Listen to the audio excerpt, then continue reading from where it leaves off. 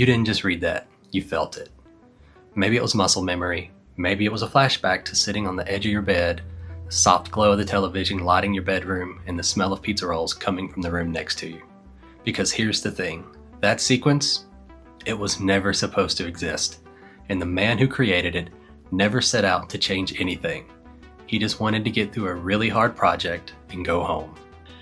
In 1986, a developer at Konami named Kazuhisa Hashimoto has one job: port the arcade game Gradius to the NES. Except Gradius was brutal. We're talking relentless enemies coming in from every direction, zero breathing room, and if you die, you start the entire game over. And Hashimoto has to keep playing through this again and again and again just to test it. So he does what any exhausted developer would do.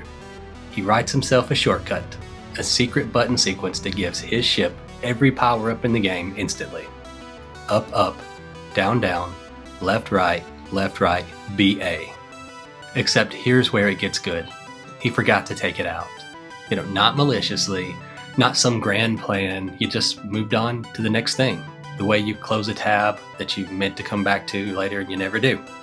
The code was still sitting there, quietly in the game, when Gradius shipped in 1986. Players found it, word started to spread, and Konami developers began quietly dropping it into their other games, almost like an inside joke, a little nod between people who were in on it.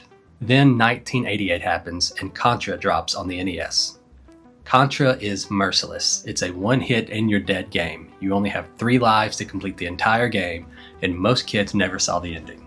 It was the kind of game that made you feel like you were just really bad at video games. But someone slipped in the Konami Code, enter it in at the title screen, and instantly you have 30 lives. Suddenly Contra was beatable, and suddenly everyone needed to know this code. And here's the part that still gets me. There was no internet, there was no YouTube, no Reddit, no Discord. You couldn't just look it up. You either knew it or you didn't. And if you didn't, you had to know someone who did. That's just how things worked back then. The code spread entirely by word of mouth. Kid to kid, playground to playground, notes passed in class, the one friend you had who had a cousin who knew way too much about video games. An entire generation memorized the same 11-button input, not through an algorithm and not through a viral video, but through genuine human connection. Someone cared enough to tell you, and you cared enough to tell someone else. Hashimoto spent nearly 30 years at Konami. By most accounts, he was quiet about his legacy. He didn't seek the spotlight. He didn't make a big deal of what he's actually set in motion. He was just a developer who loved his job and solved a problem. But the gaming world never forgot what he gave them, even if most people didn't know his name.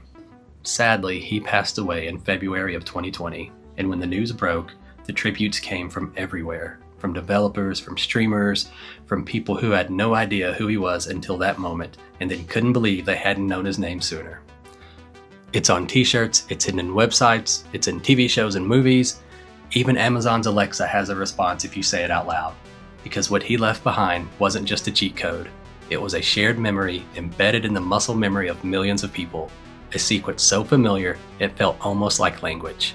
He made something that outlived every console it ever ran on, something that spread across generations without a single marketing budget or algorithm pushing it, just people passing it on. The Konami Code isn't just a piece of gaming history. It's yours, it's mine, it belongs to every kid who ever sat in front of a glowing screen and felt like they'd just been let in on the greatest secret in the world.